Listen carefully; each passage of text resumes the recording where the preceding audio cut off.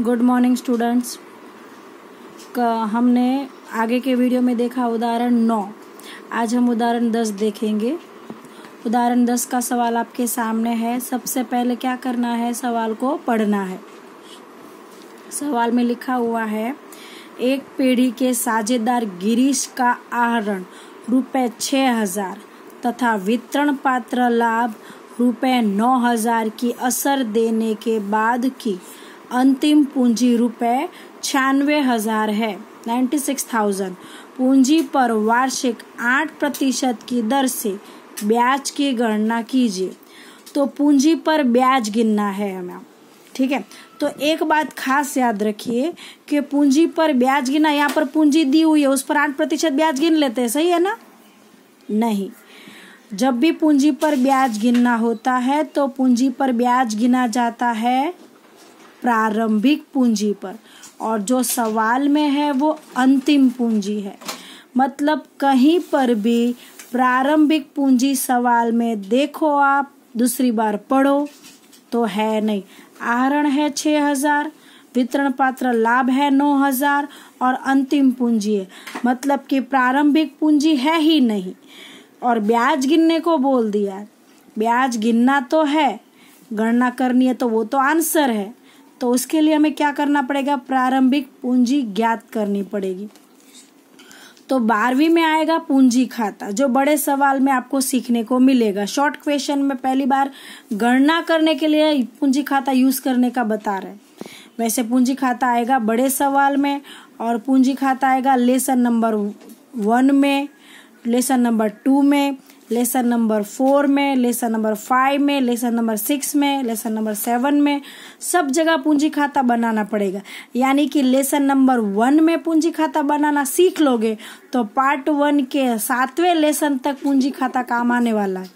तो वह पूंजी खाता आपको लेसन नंबर 1 में ही सीख लेना है, ठीक है। तो पूंजी खाता बहुत इंपॉर्टेंट है, पर मैं अभी आपको पूंजी खाता नहीं सिखा रही हूँ। अभी पूंजी खाता हम नहीं सीख रहे, सिर्फ प्रारंभिक पूंजी ढूंढने के लिए पूंजी खाता। ओके, आपने 11वीं में वार्षिक हिसाब देखा था, तो उसमें आप लोगों ने वार्षिक हिसाब कैसे किया था? तो आपका आर्थिक चिट्ठा था ऐसे, ठीक है। यहां से करते हैं।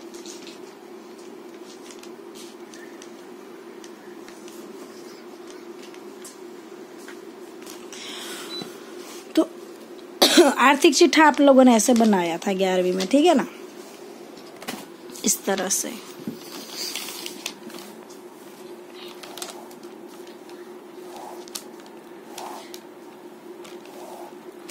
तो उसमें यहां पर हमने लिखी थी पूंजी, पर वो प्रारंभिक पूंजी थी। उसके बाद हमने उसमें कुछ प्लस किया था, क्या? पूंजी का ब्याज। फिर प्लस किया था क्या? लाभ हानि खाते का अगर कुछ लाभ है तो कौन सा? शुद्ध लाभ। फिर कुछ प्लस किया था क्या? अतिरिक्त पूंजी। फिर यहाँ से कुछ माइनस होता था, क्या माइनस होता था? आहरण माइनस करते थे, आहरण का ब्याज हम माइनस करते थे, और अगर हानि हुई है तो शुद्ध हानि माइनस कर, ये सब हम माइनस करते थे। फिर ये सब यहाँ पर एंट्री होती थी, इन तीनों का प्लस। फिर ये सब तीनों आपस में प्लस करके डायरेक्ट यहाँ पर एक साथ ही माइनस कर देते थे। फिर यहाँ पर मिलती थी, इसे हम बोलते थे अंतिम पूंजी। इसे क्या बोलते थे? अंतिम पूंजी। हमारे सवाल में अंतिम पूंजी दी है और हमें क्या ढूंढनी है? प्रारंभिक पूंजी।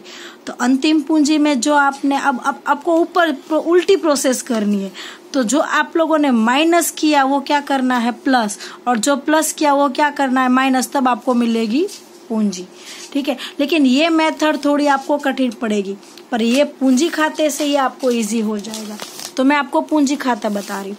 अब आपने रोज नामचा तो लिखी हुई है, तो रोज नामचा में पूंजी कहाँ होती है? हमेशा तो हम लिखते हैं ना, सदर संपत्ति लाकर व्यवसाय प्रारंभ किया, तो हम रोज नामचा क्या बंद लिखते हैं? नकद खाता उधार, पूंजी खाता, नकद खाता उधार, ये संपत्ति खाता उधार, माल स्टॉक खाता उधार, रोकड़ खाता उधार, पूंजी खाता जमा। हम क्या लिखते हैं? पूंजी खाता जमा। तो प्रारंभिक पूंजी हमेशा कहाँ होती है? जमा। तो यहाँ पर प्रारंभिक पूंजी। अब वो हमारे सवाल में नहीं है, तो जहां पूंजी होती है वहीं उसका ब्याज, पर हमारे सवाल में वो भी नहीं है। ठीक है, पूंजी है जमा है, और आपको याद होगा 11वीं में मैंने आपको कई बार सिखाया था, खरीदी उधार, बिक्री जमा, पूंजी जमा, आहरण उधार, खर्च उधार, आय जमा। ये सब पद्धति आपको, ये सब एंट्री आपको याद करवा दी थी। कोई भी संपत्ति हो हमेशा उधार, ठीक है ना, आती है तो। फिर पूंजी हमेशा जमा, आहरण उधार, खरीदी उधार, बिक्री जमा, खर्च उधार, आय जमा, ये सब आपको याद करवा दिया था। बैंक ओवरड्राफ्ट हो तो जमा, तो यहाँ पर पूंजी जमा है तो आहरण क्या होगा, उधार, तो हम उधार पक्ष में क्या लिखेंगे, आहरण।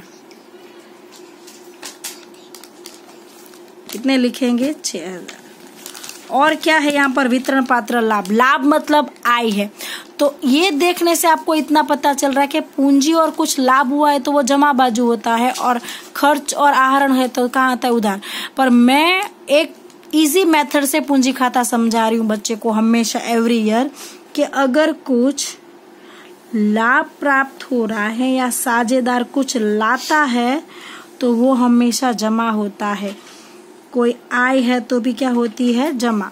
और यहाँ पर उधार पक्ष में क्या होगा, साझेदार कुछ ले जाता है, कोई खर्च है, कोई व्यय है, कोई हानि है तो वो उधार। एक ही मेथड से पूंजी खाता याद करना, कुछ लाभ हो रहा है या ला रहा है, जमा, कुछ हानि हो रही है, उधार, या ले जा रहा है, उधार। तो पूंजी लाता है तो जमा हुई, आहरण साझा ले जाता है तो क्या हुआ, उधार। तो वितरण पात्र लाभ, यहाँ पर जो 3 एंट्री है ना वो हमें यहाँ पर पूंजी खाते में देनी है। जो सवाल में है ना वो आप कहोगे मैडम ने डायरेक्ट कैसे आहरण लिख दिया, जो सवाल में एंट्री है ना वो मैं पूंजी खाता में लिख रही हूँ। ठीक है, सवाल में आहरण था, मैंने कहाँ लिखा, उधार। वितरण पात्र कब भी पूंजी खाता बनाना है, जब हमें पूंजी से रिलेटेड कुछ दिया है ना तभी पूंजी खाता बनाएंगे ना। इसके आगे के सवाल में इतना ही था कि ब्याज गिनना भूल गए तो पूंजी खाता बनाने की जरूरत नहीं थी, पर आज प्रारंभिक पूंजी ढूंढनी है तो हम क्या बनाएंगे, पूंजी खाता, तो ही हमें प्रारंभिक पूंजी ज्ञात होगी। तो आहरण लिख दिया। अब वितरण पात्र लाभ 9000 लाभ है। अब भी मैंने आपको समझा, कुछ भी लाभ या लाता है या मिलता है तो कहाँ लिखेंगे, जमा बाजू, तो कहाँ लिखेंगे, जमा। तो यहाँ पर मैं लिख रही हूँ वितरण पात्र लाभ, कितने रुपए है, 9000। ठीक है, उसके बाद असर देने के बाद अंतिम पूंजी। अब प्रारंभिक पूंजी उधार है तो अंतिम पूंजी कहाँ होगी, जमा, बराबर। तो अंतिम पूंजी हम जमा बाजू लिखेंगे। कितने लिखेंगे, 96,000। अब और कोई एंट्री सवाल में नहीं है। ठीक है ना, 8% ब्याज गिना है, पर प्रारंभिक पूंजी मालूम ही नहीं है कैसे गिनेंगे, पर इस तरह से हमें प्रारंभिक पूंजी मिल जाएगी। कैसे, तो हम दोनों बाजू का टोटल कर लेंगे पूंजी खाते का। तो 96,000 और 9,000, सॉरी 6,000, 96 और 6 1,02,000 होता है, फिर भी हम कैलसी का उपयोग कर लेते। तो 96,000 प्लस 6,000 कितने हुए, 1,02,000। अब यहाँ टोटल 9,000 है और यहाँ का टोटल 1,02,000। अकाउंट का नियम है, जो टोटल बड़ा होता है वो दोनों बाजू में लिख देना है। तो टोटल 1,02,000 वो बड़ा है, हम दोनों बाजू लिख देंगे। अब छोटा टोटल कहाँ है, यहाँ पर। तो 1,02,000 में से 9,000 क्या होगा, माइनस, तो हम यहाँ से माइनस करेंगे, माइनस 9,000। कितने हो गए, 93,000। तो 93,000 यहाँ पर कुछ कम, क्या कम पड़ रहा है, जो कम पड़ रहा है वो है, कौन है, प्रारंभिक पूंजी। तो क्योंकि दोनों बाजू का टोटल तो हमेशा समान होना चाहिए, तो ये जो 93,000 है, 93,000 मैं यहाँ पर लिख रही हूँ इसको, ये हमें मिली प्रारंभिक पूंजी। ठीक है, तो ये कॉलम क्या थी, गणना। तो ये रफ में होगा तो भी चलेगा, ये क्या थी, गणना। आपको पूछा क्या है, अभी तक उत्तर नहीं मिला, पूछा क्या है, प्रारंभिक पूंजी पर ब्याज गिनने को पूछा है। तो हमें प्रारंभिक पूंजी मिली, अब हमें क्या मिलेगा, ब्याज। तो हम यहाँ पर अब हमारा उत्तर शुरू होगा। ठीक है ना, अब आपका क्या शुरू होगा, आंसर। तो हम लिखेंगे पूंजी का ब्याज बराबर प्रारंभिक पूंजी गुणा दर। तो प्रारंभिक पूंजी कितनी है, 93,000 जो हमें प्राप्त हुई, और दर कितना है 8%। ठीक है, तो अब वो हम कैलसी में गणना करेंगे कितना ब्याज आ रहा है, गुणा 8%। 93,000 गुणा 8% कितना हो रहा है 7,440।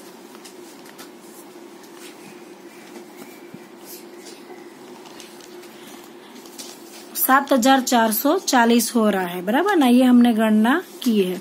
तो हम यहाँ पर उत्तर लिखेंगे, पूंजी पर ब्याज 7,440 प्राप्त हुआ।